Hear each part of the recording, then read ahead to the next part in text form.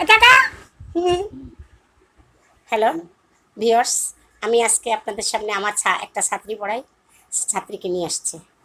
ছাত্রীটা একটু হালকা, একটু অ্যাডনর্মাল, কিন্তু পড়াইতে খুবই কষ্ট হয়।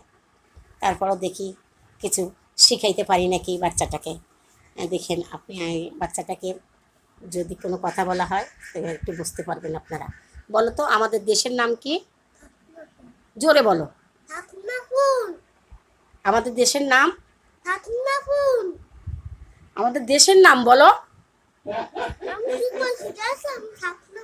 না। আমাদের দেশের নাম শাপলা ফুল না, আমাদের দেশের নাম বাংলাদেশ। বাংলাদেশ এটা বলতে হবে। শাপলা ফুল বলো কেন? শাপলা ফুল হচ্ছে জাতীয় ফুল, তাই না? আমাদের দেশের নাম কি বলো বলো? হ্যাঁ, বাংলাদেশ। হ্যাঁ, তুমি এখন কি লিখতেছো? 1 2